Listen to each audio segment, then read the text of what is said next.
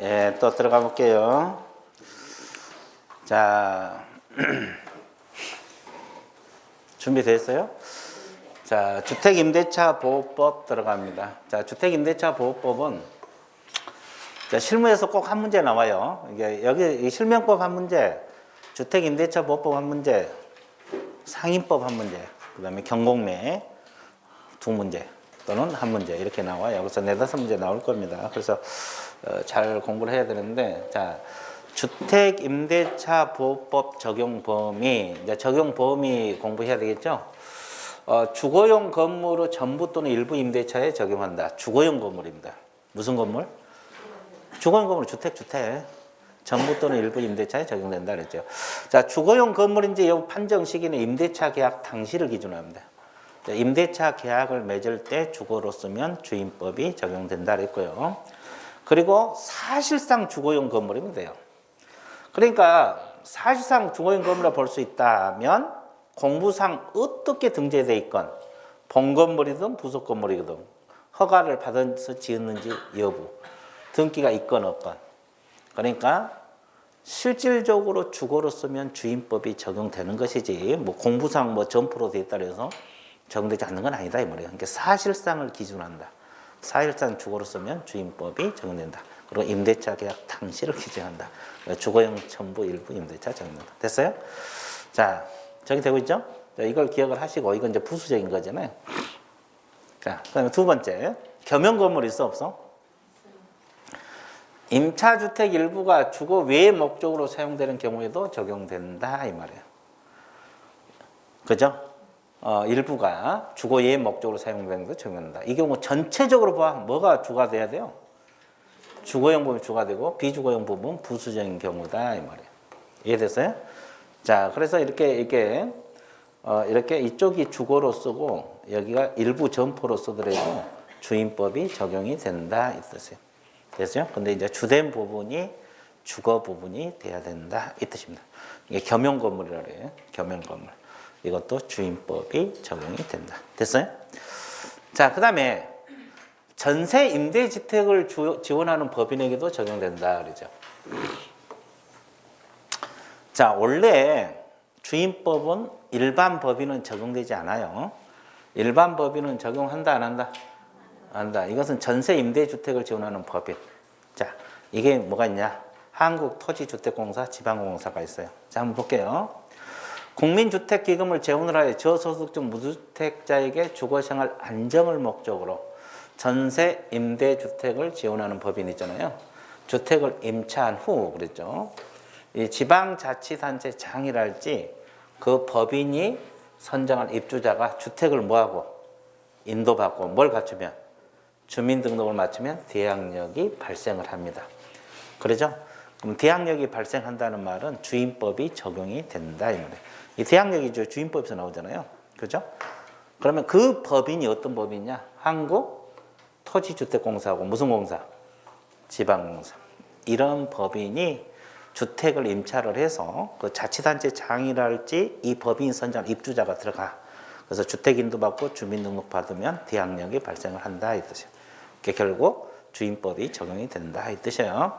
그러니까 모든 법인이 적용되는 게 아니라 한국토지주택공사하고 무슨 법? 지방공사. 이 두 가지 법인은 주임법이 적용이 된다. 됐어요? 자, 그 다음에 하나 더 적용된 게 또 있어요. 중소기업법인. 자, 중소기업 기본법 2조에 따른 중소기업에 해당하는 법인이 소속 직원 주거용으로 주택을 임차한 후 그 법인이 선정한 직원이 해당 주택을 인도받고 주민등록을 마쳤을 때는 그 다음 날로부터 제3자의 대항력이 발생한다. 나와 있죠? 그러니까 중소기업법인이 선정한 입주자가 주택 인도받고 주민등록 갖추면 대항력이 발생한다. 됐어요? 그래서 중소기업법인도 주임법이 적용된다. 자, 그러면 주임법이 적용되는 법인이 몇 가지? 세 가지. 한국토지주택공사 또 지방공사, 중소기업법인 이렇게 한 개 하면 돼요. 그 외에 일반 법인은 주임법이 적용되지 않아요. 그래서 주임법은 세 가지 법인이 적용되는 것입니다. 됐죠? 자, 그 다음에 미등기 전세도 주임법이 적용돼요. 무슨 전세? 미등기 전세. 소유권 보존 등기 하지 않는, 아니 그게 아니고 우리가 전세권 설정 등기를 안 한 미등기 전세 말하는 거예요. 전세권 설정 등기를 안 한 미등기 전세. 우리가 보통 전세 그러면 이거요. 우리 보통 전세 산다 그러잖아요. 전세권 설정 등기 않고 이 미등기 전세하고 살잖아요. 이걸 채권적 전세라 그래요. 이것도 주임법이 적용됩니다. 채권적 전세라고 그러거든요. 민법에서 말하는 전세권이 아니고 우리가 이제 전세금 주고 전세 사는 거 있잖아요. 이것도 등기 안 하고 이거 이제 미등기 전세. 이것도 주임법 적용됩니다. 그다음에 일시 사용할 이한 임대차는 적용되지 않아요. 일시 사용 임대차 이것도 이제 구체적으로 판단해야 되는데 명백한 경우는 적용되지 않고, 그다음에 사용대차 무상으로 빌려 쓴 거잖아요. 적용되지 않고, 그다음 민법에서 말한 전세권 설정 등기한 거 이건 적용되지 않고, 일반 법인 아까 일반 법인은 적용되지 않는다고 이야기했습니다. 자, 그래서 일단은 주임법이 적용되는 것이 어떤 것이냐. 자, 종합 정리할게요. 주임법이 적용되는 것은 주거용 건물 전부 일부 임대차 됐어요? 그리고 겸용 건물 됐죠? 그 대신 주된 부분이 주가 돼야 돼. 겸용 건물 적용되고, 그다음 미등기 전세, 달리 표현해서 채권적 전세 이것도 주임법이 적용되고, 근데 일시 사용 임대차임이 명백한 경우는 적용한다 안 한다? 일반 법인도 적용한다 안 한다? 안 한다. 적용되는 법인은 아까 세 가지: 항구, 토지주택공사, 지방공사, 중소기업법인. 이렇게 공부를 해 주시면 좋겠습니다. 됐죠? 자, 넘어가 볼게요. 자, 그 다음에 대항력. 우리가 이제 대항력이란 말이 자주 나오잖아요. 대항력이란 말이 자주 나오는데, 자, 임차인이 주택 인도하고 주민등록을 마칠 때 그 다음 날, 이 길이 다음 날이죠. 제3자에 대해서 대항력을 갖는다. 그렇게 나와 있어요. 자, 주택의 인도에서 주민등록에서 주주라고 공부하세요. 임차인이 주택의 인도와 주민등록을 마칠 때는 그 이길, 그 다음 날로부터 제3자에 대해서 대항력을 갖게 된다. 그래서 대항력 요건은 주주입니다. 앞으로 주주, 주택의 인도에서 주민등록에서 줄여서 그렇지. 자, 그렇죠. 나중에는 주택의 인도, 주민도 할 시간이 없어. 주주로 끝내야지. 됐어요? 자, 그래서 대항력 다음 날 0시부터입니다. 그리고 내용, 임차주택 양수인은 기타 임대할 권리 승계한 자 포함 임대인 지위를 뭐한 것으로 본다? 승계한. 이게 대항력 내용이에요. 자, 한번 볼게요. 이 갑이 주택 소유자입니다요. 갑이 주택 소유인데 이 사람이 을에게 임대를 했어요. 그래서 임대차 계약을 맺었어. 그럼 임대를 내준 사람은 뭐라 그래요? 임대인. 빌린 사람을? 근데 이 사람이 주택 인도받고 주택 인도 주민등록 대항 요건을 갖춰서 안 갖춰서? 갖췄어요. 그 이후에 이게 승계가 돼요. 이게 이제 매매가 되든 증여가 되든 상속이 되든 경매가 되든 병한패 넘어왔어요. 소유권이 넘어왔다고. 그럼 이 사람이 양수이죠. 그래서 이제 이 사람이 예를 들어서 사가지고 내 주택 내놔 이렇게 을에게 주장했을 때 이 사람이 주주를 갖추고 있으면 못 내놔 할 수 있다는 거예요. 이게 대항력이에요. 왜 못 내놔? 임대인 지위를 뭐 한 것으로 본다? 승계한 것으로 본다. 임대인 지위를 그대로 승계를 해요. 양수인. 그러니까 이 사람이 임대인하고 마찬가지죠. 그래서 나중에 주택도 병에게 돌려줘야 되고 보증금도 병에게 찾아가야 돼요. 그렇죠? 이 사람이 승계를 받기 때문에 주택도 병에게 돌려주고 보증금도 병에게 찾아가야 된다고. 그죠? 이게 대항력이에요. 그러니까 이 사람이 자기 이제 주택이니까 내 거 내놔 그랬을 때 이 사람이 주주를 갖추고 있으면 못 내놔 할 수 있다고. 이게 대항력이라고. 못 내놔. 내놔 그러면 뭐다? 못 내놔. 나가 그러면 못 나가. 이게 이제 대항력 내용이에요.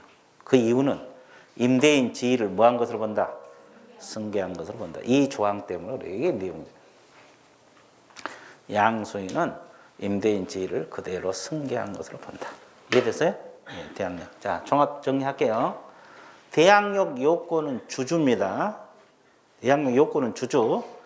효력은 다음 날 몇 시? 0시. 이길 0시입니다. 자, 내용은 못 내놔. 이해됐어요? 세 가지. 요건은 주주. 효력은 이길 영시. 내용은 못 내놔. 자, 그래서 일단은 왜 못 내놔 할 수 있느냐? 임대인 지위를 그대로 뭐 한 것으로 본다? 승계한 것으로 본다. 그죠? 그래서 그래요. 그 대신 이 주주는 갖추고 있어야 돼. 주택인도 주민등록을 안 갖춰놓고 못 나가는 할 수가 없어요. 이걸 갖춰였을 때 대항력이 발생한다. 자, 이것은 공부하는데 가장 기초가 되는 거예요. 이 대항력은 우리가 경매든 권리 분석할 때 가장 기초가 되는 내용이에요. 그래서 알고 있어야 돼요. 기초가 되는 거거든요. 공부하는데. 자, 그 다음에 존속기간 볼게요. 주임법상 기간이 정함이 없거나, 자, 기간을 2년 미만으로 정한 임대차는 몇 년으로 본다? 2년. 이게 최단 기간이 2년이야. 기간이 아예 정하지 않거나 2년 미만으로 정한 임대차는 몇 년으로 본다? 2년. 다만 임차인은 2년 미만으로 정한 기간의 유효함을 주장할 수 있어 없어요? 있죠. 그럼 1년 계약을 해도 임차인은 1년 주장할 수 있고 6개월 계약을 해도 임차인은 6개월을 주장할 수가 있다는 소리입니다. 여기까지 됐어요? 자, 그 다음에 경매에 의한 임차권 소멸이 나와 있잖아요. 자, 임차권은 임차주택에 대해서 민사집행부의 경매가 행해진 경우, 자, 임차주택의 경락에 의해서 뭐한다? 소멸한다. 자, 경매에 들어가면 임차권은 소멸한 것이 원칙. 다만 보증금이 전액 변제되지 아니한 대항력 있는 임차권은 소멸한다, 안 한다? 안 한다. 원래 임차권은 경매에 넘어가면 소멸한 게 원칙. 그러면 대항력 있는 임차권은 소멸한다, 안 한다? 대항력이 있다는 것을 아까 못 나갈 수 있다는 거죠. 그러면 그 말은 뭐냐면 임차권이 저당보다 가장 선순위로 설정된 경우는 대항할 수 있거든요. 그러면 그런 경우는 경매에 넘어가더라도 임차권이 소멸하지 않습니다. 자, 이것은 이제 일단 이렇게 알아두세요. 나중에 권리분석 공부하면 이해가 빨라요. 경매 배울 때. 자, 그 다음에 계약의 법정갱신 들어갑니다.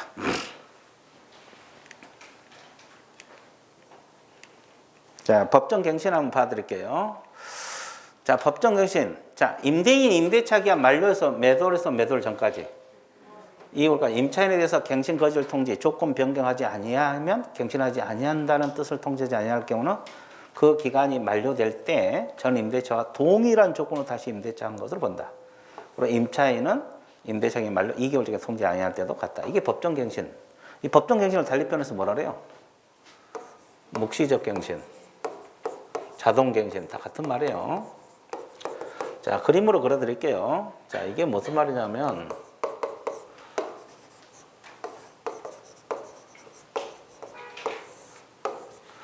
이 사람이 이제 임대차 계약을 맺어서 주택을 인도받고 살아요.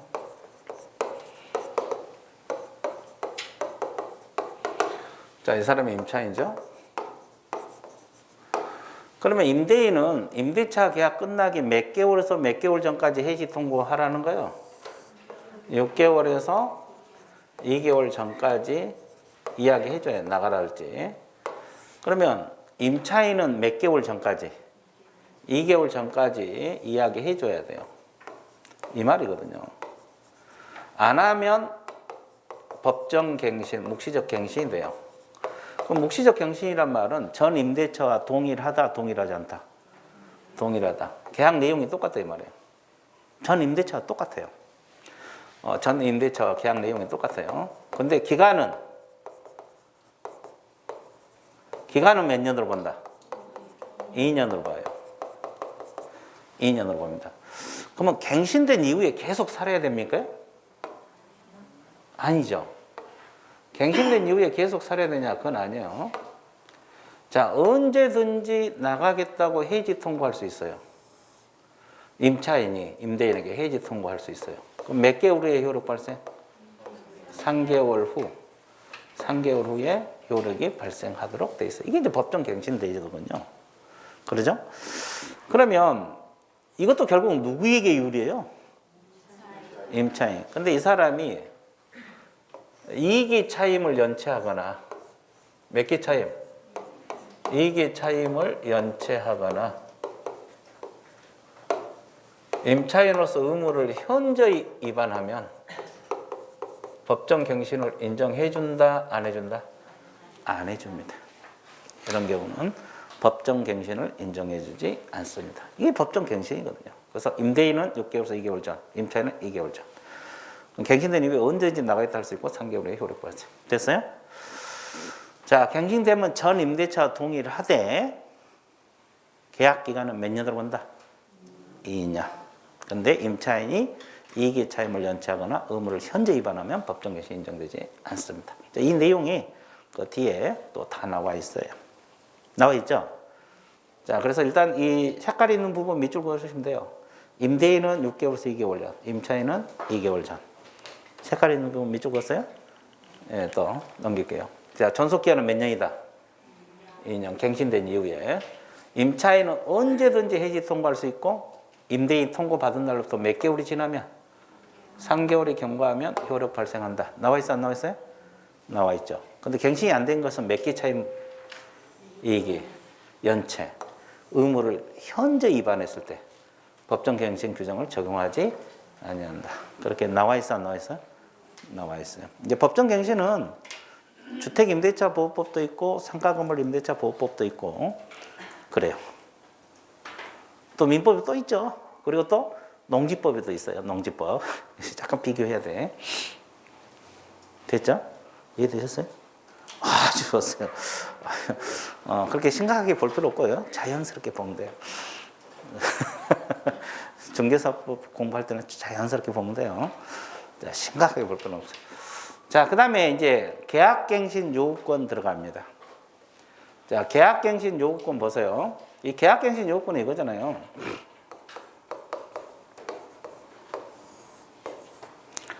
임대인, 임차인, 임대차 계약을 맺었어요. 그러면 임차인은 임대차 기간이 끝나기 몇 개월에서 몇 개월 전까지 6개월에서 2개월 전입니다. 2개월 전까지 계약갱신 해달라 이렇게 요청을 할 수 있어요. 계속 살고 싶으니까 계약갱신 해달라 임대인에게 요청을 할 수 있어요. 그러면 임대인은 원칙적으로 거절해요, 못해요? 못합니다. 거절하지 못한다는 말은 갱신을 해줘야 돼, 안 해줘야 돼? 해줘야 돼요. 근데 예외적으로 거절 사유가 있으면 거절할 수 있어, 없어요? 있죠. 근데 거절 사유가 되게 많죠? 이것도 공부를 해야 됩니다. 그래서 이제 임차인이 임대인에게 갱신을 해달라. 그러면 임대인은 원칙적으로 거부할 수 없어요. 거절 사유가 있을 때만 거절할 수가 있습니다. 그래서 임대인은 임차인이 끝나기 6개월에서 2개월 전까지 기간 내 계약갱신을 요구할 거 정당한 사유 없이 거절하지 못한다. 임대인은 거절하지 못한다. 갱신해줘야 된다. 다음 어느 하나에 해당하는 경우는 그러하지 아니하다. 즉 거절 사유가 있으면 거절할 수가 있다. 이런 뜻이에요. 자, 넘어가 볼게요. 그러면 이 거절 사유도 시험에 나오거든요. 근데 상인법하고 거의 똑같아요. 거절 사유는 주임법이든 상인법 거의 똑같아요. 차이가 있는 거 한두 가지밖에 없어요. 자, 주임법 몇 개 차임이 연체했다, 임차인이? 2개 동그라미. 2개 차임을 연체했을 때 거절 사유가 됩니다. 주임법상 거절 사유는 2개. 됐어요? 자, 임차인이 거짓 그 밖에 부정한 방법으로 임차한 경우도 거절 사유가 돼요. 자, 그 다음에 지금 이 노란 색깔로 있는 거 있죠? 그걸 체크를 해놔야 돼요. 자, 서로 합의하에 가로를 묶어서요. 서로 합의하에 임대인이 임차인에게 상당한 보상을 제공했다. 그럼 거절 사유가 돼요. 그러면 합의도 없이 그냥 임대인이 보상을 했다. 그건 거절 사유 아니에요? 임대인이 일방적으로 보상을 한 경우도 있잖아요. 그건 거절 사유가 아니라고. 그죠? 그럼 어떻게 했을 때? 서로 합의하에 보상을 제공했을 때 거절 사유. 이 지문이 빠져버리면 안 되고. 자, 임차인 임대인 동의 없이 전부 일부를 전대했을 때. 자, 동의 없이 동그라미 전대 동그라미. 원래 전대할 때는 임대인 동의를 받도록 돼 있어요. 근데 이건 동의 받고 전대했어요, 동의 없이? 불법 전대잖아요. 그러니까 이건 거절 사유가 되는 거예요. 뭔 사유였어요? 동의 없이 전대. 자, 5번. 임차인, 임차한 주택 일부 전부를 고의나 중대한 과실로 뭐 했다? 파손. 그럼 이거 노란 거 색깔이 돼. 고의는 당연한 거예요. 이게 신경 안 써도 돼요. 고의는 당연히 거절 사유가 되니까 신경 안 써도 되고, 중대한 과실로 파손, 경과실 X라고 적었어요. 자, 파손은 중대한 과실로 파손했을 때만 거절 사유. 경과실로 파손했을 때는 거절 사유가 아닙니다. 자, 임차한 주택의 전부는 당연하니까 신경 안 써도 돼요. 근데 일부 멸실 동그라미. 일부 멸실돼요. 임대차 목적을 달성하지 못했다. 거절 사유 됩니다. 전부는 당연한 거고 일부 멸실도 거절 사유가 될 수가 있다. 일부 멸실도 거절 사유가 될 수 있다. 자, 그죠? 자, 임대인이 다음 항목 어느 하나에 해당하는 사유로 목적 주택의 전부 또는 대부분 철거하거나 재건축. 자, 철거나 재건축은 대부분입니다. 대부분. 자, 색깔 있는 부분 동그라미. 그래서 목적 주택 점유 회복할 필요가 있는 경우 이렇게 나와 있어요. 철거나 재건축은 뭐다? 대부분. 멸실은 일부. 거절 사유가 돼요. 자, 색깔 있는 부분. 자, 다시 한번 정리할게요. 몇 개의 차임을 연체했을 때 보상은 서로 합의하에. 전대는 임대인 동의 없이. 파손은 중대한 과실. 멸실은 일부 멸실. 전부는 당연한 거 신경 안 써도 돼요. 일부 멸실도 거의 있어요. 근데 철거나 재건축은 대부분. 이런 지문을 익혀두셔야 돼요. 시험 나오니까. 그러니까 이런 핵심을 잡고 공부해야 되고. 그 다음에 이제 8번이 중요하죠. 별표. 주임법상 거절 사유. 이게 가장 대표적이잖아요. 임대인이 뭐요? 실거주. 자기가 거주하겠다. 임대인 본인이 살겠다는데 갱신 못 해주겠다. 내가 살아. 그죠? 임대인 실거주 목적이에요. 내가 살 테니까 갱신 못 해주겠다. 근데 여기도 뭣도 포함된다 그랬어요? 직계? 존비속. 존속이 뭐예요? 위로 가는 거. 할아버지. 증조 할아버지 위로 가는 거. 밑으로 가는 거 비속. 자식, 손자. 이게 비속이라거든요. 위로 올라간 것이 직계 존속. 밑으로 내려간 것이 비속이라거든요. 그래서 약 보세요. 그러면 여기서 형제 자매는 안 들어가. 그렇죠?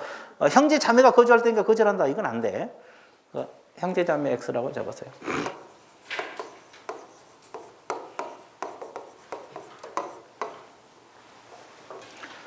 임대인이 실거주 목적을 하든 직계 존비속이 실거주 목적 하든 거절 사유가 되는 거예요.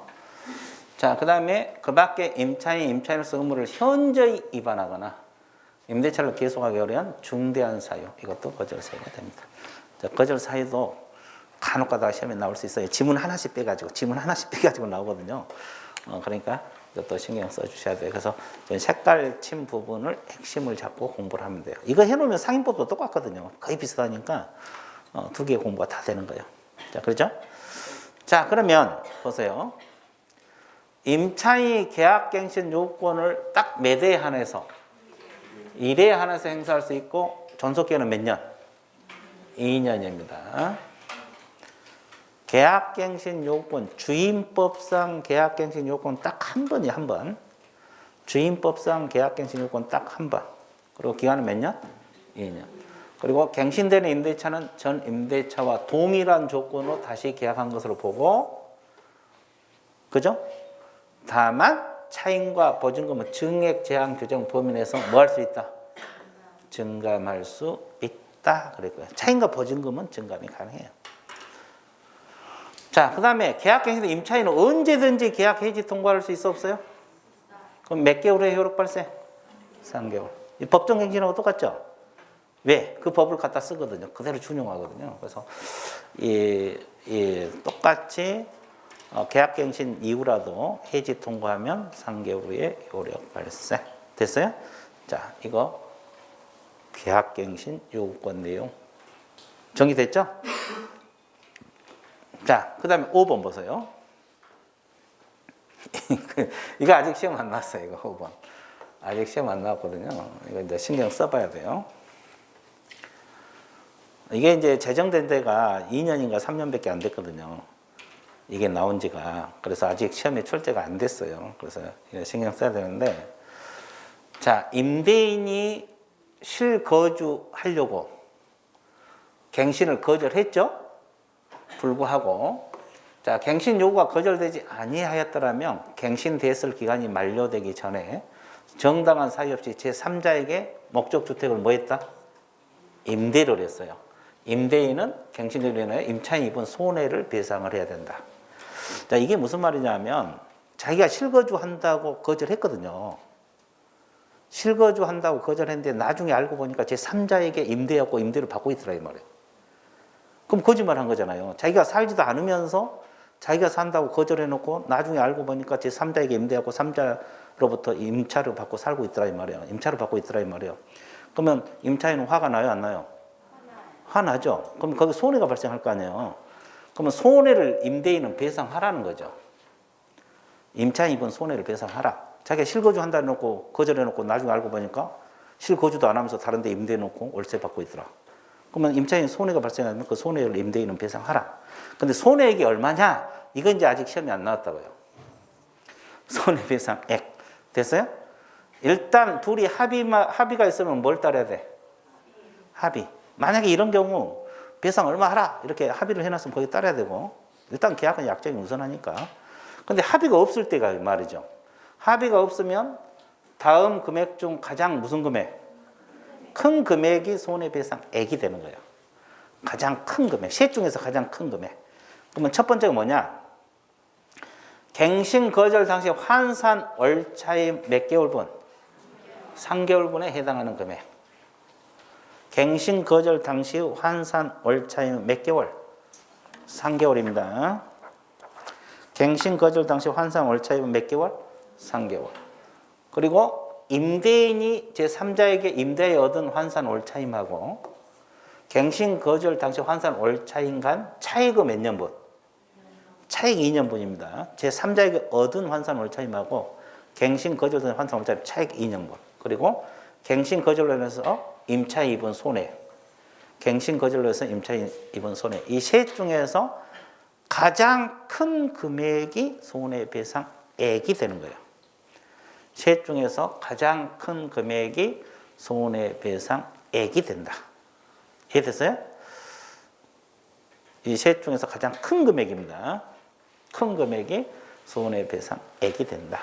자, 알고 있으면 좋아요. 자, 몰라도 관계가 없겠지만 알고 있는 게 훨씬 좋겠죠? 아, 그래 안 그래? 그래요. 알고 있는 게 훨씬 좋아요. 자, 그렇죠. 만약에 시험 나오면 풀어야 되니까. 그러죠? 자, 그래서 일단 이론을 좀 정리해 놓으세요. 나중에 이제 문제를 또 어떻게 문제가 나왔을까. 그런 거 문제풀이 할 때도 연습하면 되니까 이거 일단은 이론을 정리해 놔야 돼요. 그죠? 갱신 거절 당시 환산 월차임은 3개월분. 임대인이 3자에게 얻은 환산 월차임하고 거절 당시 환산 차익 2년분. 임차인이 입은 손해 이 셋 중에서 가장 큰 금액이 손해배상액이 된다는 거. 자, 보증금 보장이 나와 있어요. 자, 최우선 변제, 우선 변제 공부할 건데 이제 주임법 핵심이 이거잖아요. 최우선 변제. 최우선 변제 요건이 뭐예요? 요건 나와 있잖아요. 뭐라 그랬어요? 주택을 인도하고 주민등록하고. 자, 주택을 인도하고 주민등록 마친 경우에 이 길부터 소액 보증금에서 선순위 권리자에 보여서 우선하여 우선한다. 선순위 권리보다 우선해서 가장 먼저 배상을 받는다. 자, 그러면 요건이 주주하고 소액 보증금이 충족이 되라 이 말이에요. 그러면 소액 보증금은 이제 특별시, 과밀 억제권역, 광역시 그 밖이죠. 이걸 머릿속에 넣어야 되고, 그죠? 자, 그러면 효력은 지금 후순위 권리자보다 우선한다 그랬어요. 선순위. 앞에 저당이 있으면 저당권보다 우선하여 배당을 받아갈 수 있다. 경매 넘어갔을 때 가장 먼저 배당 받는다. 이거 이제 최우선 변제 효력이네요. 주주하고 소액 보증금이 좀. 이 최우선 변제로 확정일자가 들어가 있어요? 안 들어가 있어요? 안 들어가 있습니다. 주주하고 소액 보증금이 충족돼야 돼. 주주하고 소액 보증금. 그리고 효력은 후순위보다 우선한다. 선순위. 그리고 주택가액이 얼마 범위 내에서만 2분의 1. 이 범위 내에서만 최우선 변제가 인정이 된다. 주택가액 2분의 1 범위 내에서만. 그래서 주주하고 소액 보증금이 충족이 돼야 돼. 선순위 권리자보다 우선한다. 그죠? 임차권보다 저당권이 먼저 있더라도 그 저당보다 먼저 배당을 받아갈 수 있다. 다 받는 게 아니라 소액 보증금만 그렇다 이 말이에요. 자, 넘어가 볼게요.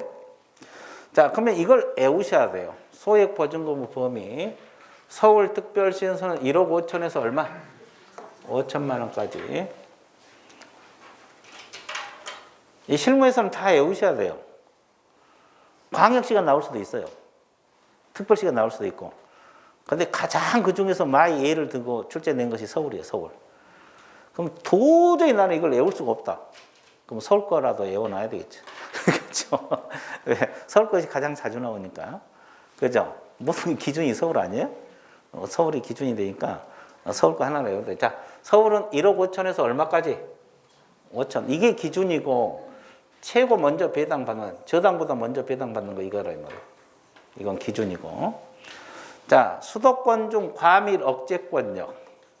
그 다음에 세종특별자치시, 용인시, 화성시, 김포. 이건 얼마?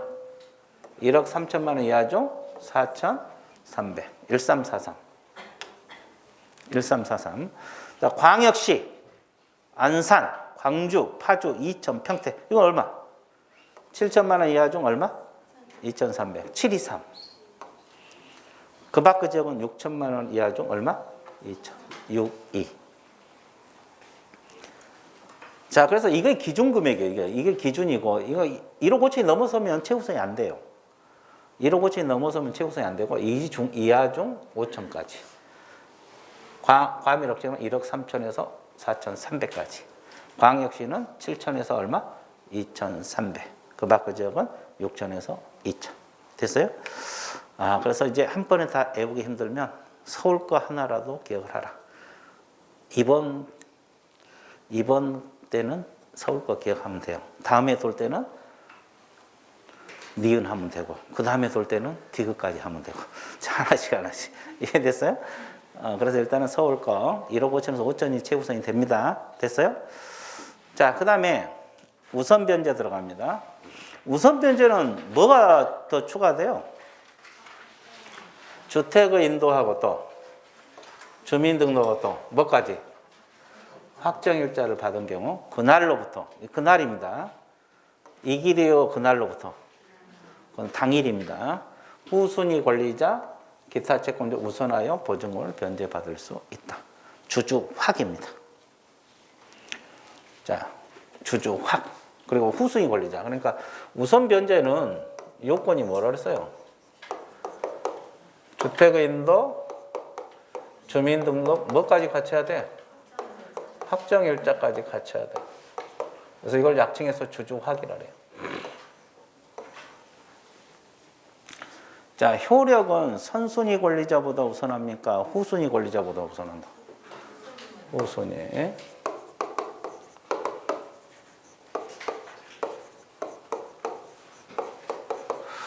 자, 그러면 여기서 확정일자를 어디서 받느냐? 이것도 시험에 나와요. 실무에서는. 확정일자는 어디서 받느냐? 이것도 중개 실무에서는 시험 나온다고. 그거 어디서 받을까요? 주임법상 확정일자는?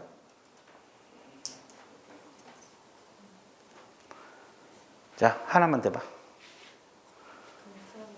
그렇지. 이제 요즘은 동주민센터로 이제 동주민센터. 또. 등기소. 또. 구청. 또. 또. 법원. 또. 다 나오고 있어요. 자, 그러면 내가 다시 읊어드릴게요. 그냥 들어봐. 동주민센터.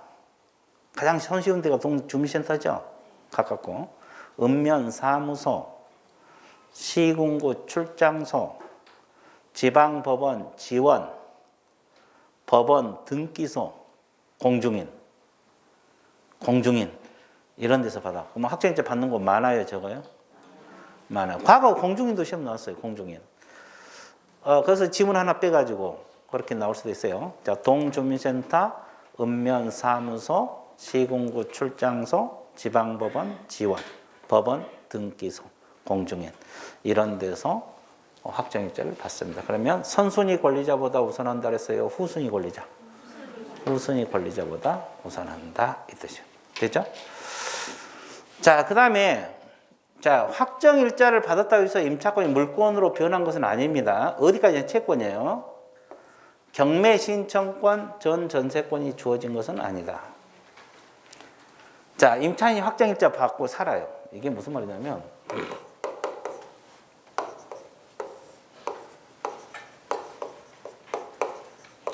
확정일자 받고 살거든요, 임차인이. 근데 이 사람이 임대인이 보증금을 안 돌려줘. 보증금 1억이나 되는데 그러면 자기가 살고 있는 주택을 바로 경매 신청할 수 있냐 이 말이에요. 없어요. 없어요. 효력만 물권적 효력이지 어디까지나 채권이기 때문에 바로 경매 못 들어가. 보증금 1억 돌려줘야 되는데 안 돌려준다고. 그러면 자기가 살고 있는 주택 바로 경매 못 들어간다고. 그럼 어떻게 되냐? 집행권원이 확보가 돼야 돼. 집행권원이 확보가 되고 집행권을 가지고 그 재산을 압류해서 경매 들어가는 것이지 바로 경매 못 들어간다 이 말이에요. 이것이 경매 신청권이 없다 이 말이에요.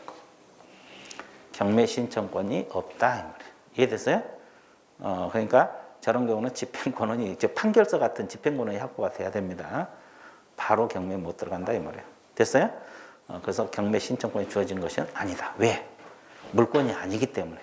어디까지나 채권이기 때문에. 뭔 소리 아셨어요? 그리고 전 전세권이 주어진 거 아니다. 이것도 무슨 말이냐면 우리가 임대차를 전대할 때는 이렇게 제3자에게 전대하는 경우 있잖아요. 그러면 임대인 동의를 받아야 돼요. 근데 이제 우리가 물권에서 전세는 전세권 설정자 동의 없이 바로 전전세 가능하거든요. 근데 이 임차권은 채권이기 때문에 만약에 전대를 하려면 임대인 동의를 거쳐야 돼. 그러니까 확정일자 받았다 해도 바로 전 전세권이 있는 것은 아니다. 만약에 전대할 때는 임대인 동의를 거쳐서 해야 된다. 이런 뜻이에요. 자, 그래서 일단은 아니다 그랬고. 자, 임차인이 배당 절차에 경매 넘어갔을 때 배당 절차에 참가해서 배당금을 수령하기 위해서는 목적물, 즉 주택을 누구에게 인도하라 그랬어요? 경락인에게 인도하라. 이 경락인 동그라미. 이것도 시험에 나왔어요. 법원에다 인도한 후에 가능하다. 이렇게 나왔어요. 그럼 법원에다 인도한다 그랬어요. 경락인. 경락인이 누구예요? 달리 표현해서 매수인. 요즘은 경매도 매수인이라는 표현을 써요. 경매로 산 사람을 매수인, 경락인 그러거든요. 경락인, 매수인. 그래서 요즘은 경매도 다 매수인이라는 말을 씁니다. 그래서 그분에게 인도한 후에 가능한 것이지 법원에다 인도한 게 아니에요. 이해됐어요? 그러면 거기다 또 배당금 찾아가려면 법원에 인도해야 된다 그러면 좋다고. 그래 맞지. 법원에다 인도해야지. 뭐 그렇게 쉽잖아요. 경락인. 여기까지 이해됐어요? 네, 좋아요.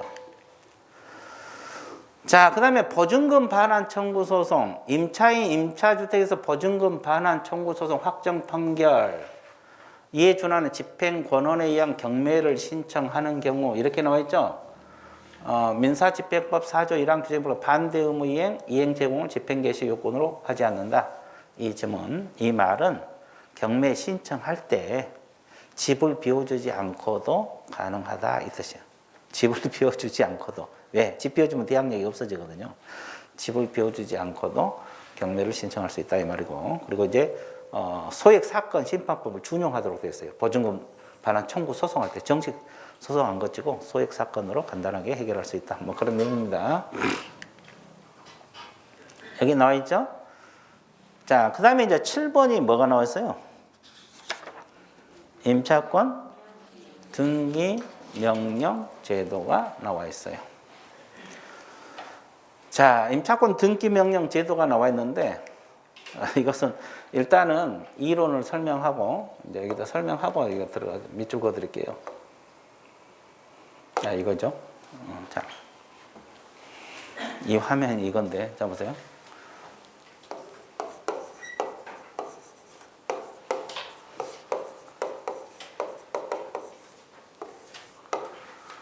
자, 임차권 등기 명령. 자, 칠판 봐보세요. 이 사람이 임대인입니다, 임대인. 자, 을이 누가 돼요? 임차인이 돼요. 주택을 점유하고 있어요. 현재 점유하고 있어요. 임대차 계약을 맺었고.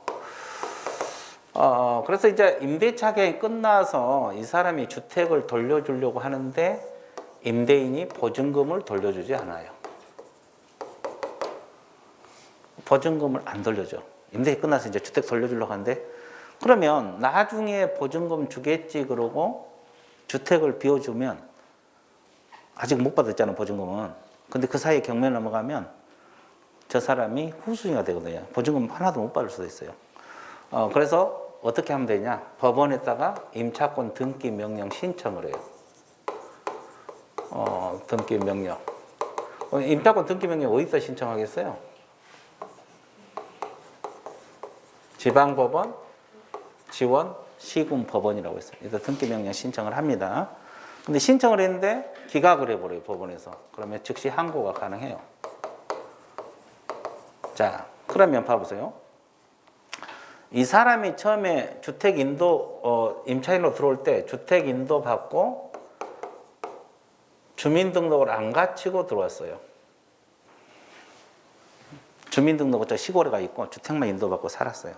근데 임대차 끝날 때까지 살았는데 이 사람이 보증금 안 돌려줘. 그죠? 그러면 이 사람 역시 대항력 있이 산 거예요? 없이 산 거예요? 없이 살죠. 그러면 이때 이제 등기를 하면 이때부터 대항력하고 우선 변제적 효력을 취득을 합니다. 자, 대항력은 못 나가는 거고 우선 변제는 경매는 후순위보다 먼저 배당받는 거죠. 이제 이때부터 취득해요. 근데 보통 우리가 임차인으로 들어오면은 주주학을 다 갖추고 들어와요? 안 갖추고 들어와요? 갖추고 들어오죠. 그러면 이미 이때 2번입니다. 주주학을 다 갖췄을 때 대항력하고 우선 변제 효력이 이미 발생했어, 안 했어? 예, 그러면 등기한 날이 아니라 그 효력이 그대로 뭐가 돼? 유지가 되는 거예요. 지속이 된다는 거죠. 뭔 소리 아세요? 그러니까 주민등록 안 갖추고 살았으면 대항력 없이 살았기 때문에 등기한 날로부터 대항력하고 우선 변제 취득하는 거고 이미 갖췄으면 이게 이미 이때 효력이 발생한 거잖아요. 그대로 유지가 된다는 거죠. 됐어요? 자, 그 다음에 또 하나. 그러면 이렇게 등기해놓고 집을 비워줘도 관계는 없어요. 이제 대항력이 발생했으니까. 그죠? 그러니까 이 갑이 제3자에게 또 임대차를 내줘요. 병에게. 새로운 임차인 할게요. 자, 집을 돌려주니까 여기서 여기 임대차를 내줘요. 왜? 갑은 자기 집 있으니까, 살 집 있으니까. 그렇죠? 그러면 이 사람이 서울에서 주택인도, 주민등록, 확정일자를 가지고 1억 5천만 원에, 보증금 1억 5천만 원에 들어와요. 그럼 아까 1억 5천 5점까지 최우선이 인정이 된다고 했죠. 근데 이 사람에게는 최우선 변제를 인정해줘요? 안 해줘요? 안 해줍니다. 왜 안 해줘요? 이 등기한 사람 부과기에서 최우선 변제를 안 해줍니다.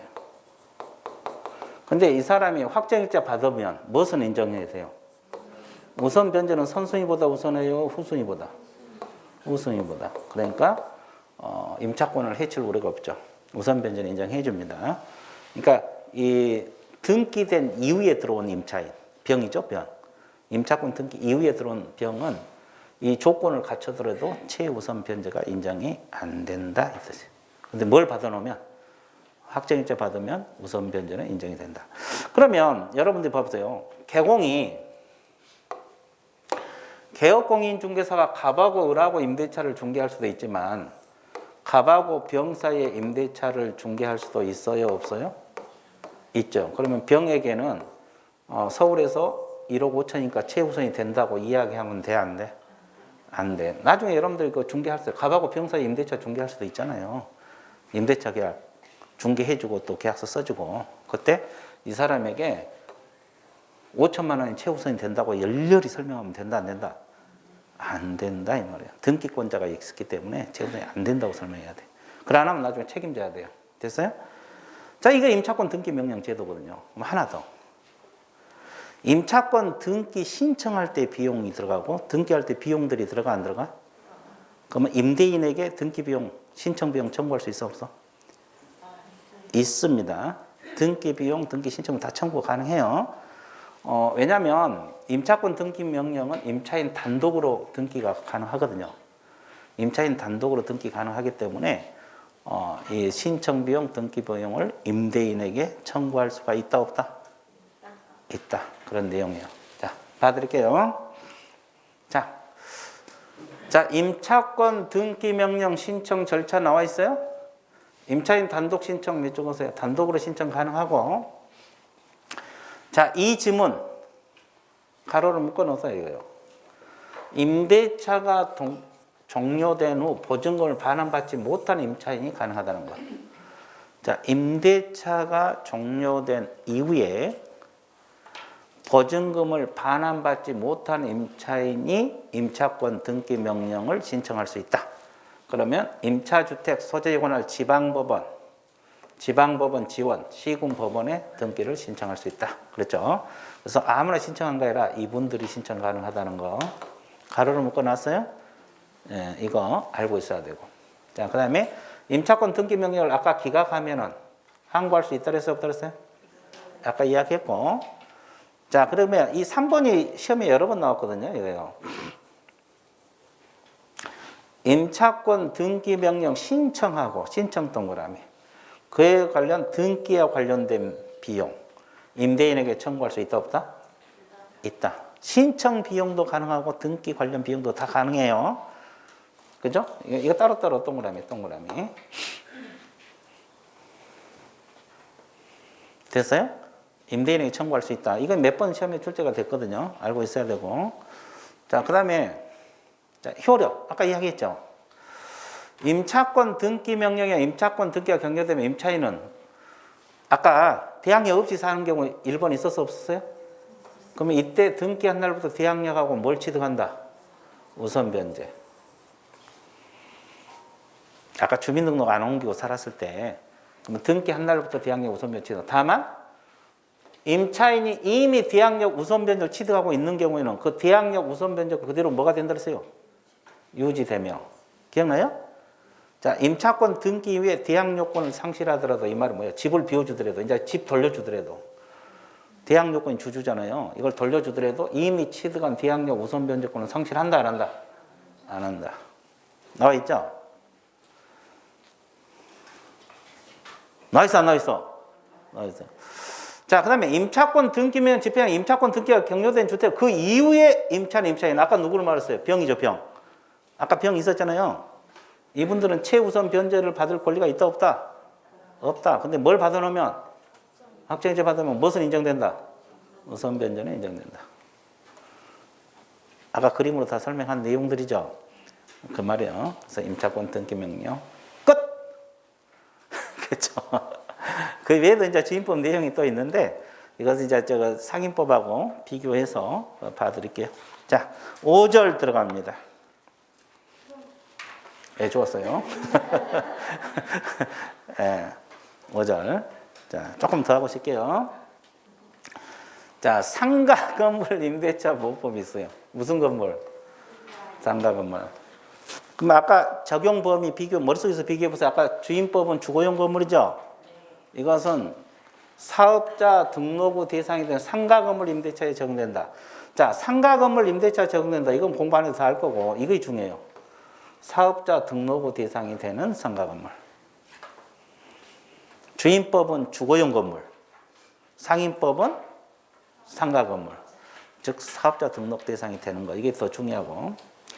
그 다음에 사업자 등록부 대상이 되는 건 개인도 되고 누구도 가능하다고 했어요? 법인. 따라서 법인 임차인에게도 상임법이 적용된다. 그럼 아까 주임법은 일반 법인은 적용한다 그랬어요? 안 한다 그랬어요?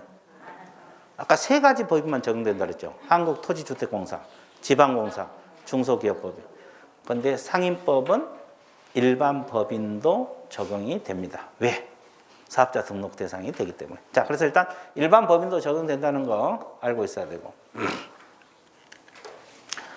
자, 그 다음에 대상 보증금이 나와 있죠. 다음 보증금을 초과하는 임대차는 적용한다 안 한다? 안 한다. 다만 대항력 규정, 계약갱신 요구권, 특례 규정, 권리금 회수기의 보호, 표준 권리금 계약서, 상가 건물 임대차 표준 계약서, 차임 연체와 계약 해지. 자, 폐업으로 인한 임차인 해지 규정은 초과한 경우에도 적용된다. 자, 이거 외우셔야 돼요. 상인법은 원래 서울에서 9억을 넘어서면 적용되지 않아요. 근데 예외적으로 적용되는 법 규정이 있어 없어? 대항력. 아까 대항력이 뭐요? 주임법에서 못 나가.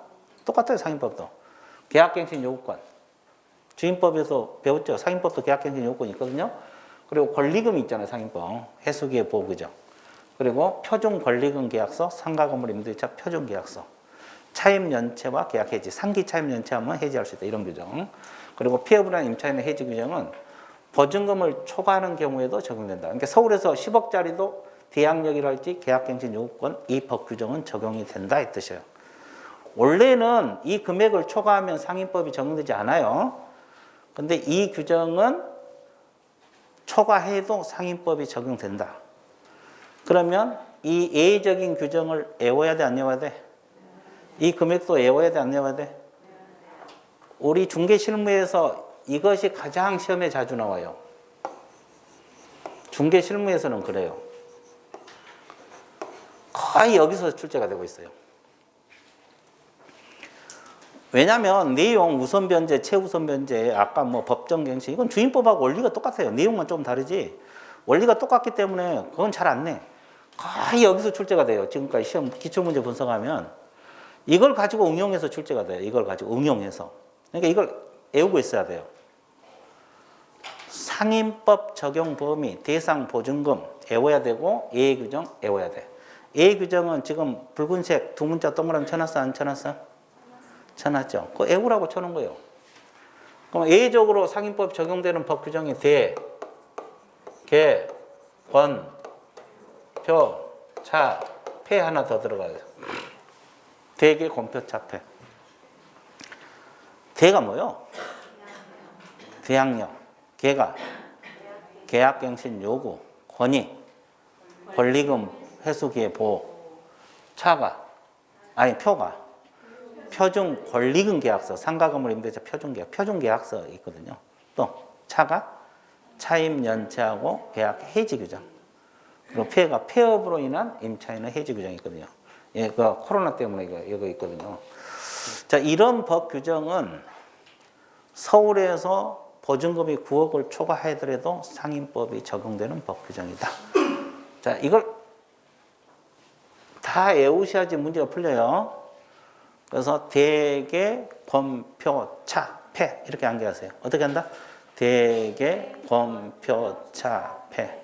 대개, 권표, 차에다가 폐 하나 더 들어갑니다. 됐어요? 자, 대가 뭐예요? 대항력. 개가 계약갱신 요구. 권위. 권리금 해수기의 보호.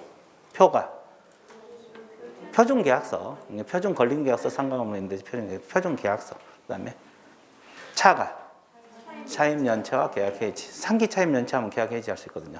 폐가 폐업으로 인한 임차인 해지 규정이 있어요. 이런 것은 서울에서는 9억 원까지가 상인법이 적용되거든요. 초과하면 적용되지 않는데 이런 규정은 10억짜리도 적용된다. 그리고 과밀 억제권역하고 부산 들어갑니다. 부산 얼마? 6억 9천입니다. 과밀 억제권역하고 부산은 6억 9천. 이거 금액은 외우셔야 돼. 광역시, 세종특별자치시, 파주시, 화정시, 안산, 용인, 김포, 광주 얼마? 5억 4천. 광역시만 일단 외우세요. 이거 다 못 외우잖아요. 광역시 5억 4천. 그 밖의 지역은 얼마? 3억 7천. 야, 이것도 외우기 힘들다. 그러면 앞에 것만 외워. 9, 6, 5, 3. 9가 뭐요? 9억. 6이 6억 9천. 5가 5억 4천. 3이 3억 7천. 9653. 자, 그 다음에 보통 우리가 이제 보증금에 뭐가 있어요? 차임이 있죠. 그럼 환산을 해갖고 적용을 해야 돼요. 그럼 환산 공식이 이거예요. 보증금 플러스 월차임 곱하기 100이에요. 그럼 예를 들어서 보증금 1억에 월세 얼마? 100만 원이면 이 100만 곱하기 100은 1억이거든요. 그럼 합하면 얼마? 2억. 그럼 2억 가지고 서울에도 적용되고 과밀 억제권역 적용되고 광역시 적용되고 그 밖의 지역 다 적용되죠. 이것은. 왜? 2억밖에 아니니까. 그 밖의 지역 3억 7천 이하잖아요. 상인법이 다 적용되는 거예요. 그러면 만약에 보증금은 6억이다. 월 차이면 얼마다? 100이다. 그럼 이건 얼마가 나와요? 7억 나오잖아요. 6억 플러스 100만 곱하기 100, 1억이잖아요. 그러면 7억이잖아요. 1억이니까. 그러면 7억 같으면은 서울에서는 적용돼야 안 돼? 되죠. 과밀 억제권역은? 광역시는? 그 밖의 지역은? 안 돼. 이렇게 환산해서 대입하면 돼요. 환산해서 차임이 있을 때. 그리고 자, 미등기 전세에도 준용한다. 이건 주임법하고 똑같죠? 주임법도 아까 미등기 전세에 준용한다 했어요? 안 한다 했어요? 한다 했죠. 그리고 일시사용 임대차는 적용한다 안 한다? 안 한다. 이것도 주임법하고 똑같죠? 자, 이렇게 상임법 적용 범위. 그래서 일단 상임법에서 가장 중요한 것은 대상 보증금입니다. 대상 보증금 머릿속에 넣어야 되고 예외 규정 머릿속에 넣어야 돼요. 시험은 거의 거기서 출제가 되고 있어요. 중개 실무 파트에서는 거의 여기서 출제가 돼요. 상임법에서는. 근데 이게 문제가 나오면 지문도 길어요. 지문도 길게 나와. 또 머리가 또 굴려야 돼. 그러니까 이걸 내용을 알고 있어야지 응용을 하지. 이걸 모르면 응용할 수가 없거든요. 이해됐죠? 자, 이렇게 대상 보증금까지 공부를 해봤어요. 자, 그러면 여기까지 또 하다 보니까 1시간이 흘렀어요? 안 흘렀어요? 흘렀죠. 그럼 어떻게 해야 돼요? 쉬었다 들어갈게요. 휴식 같습니다.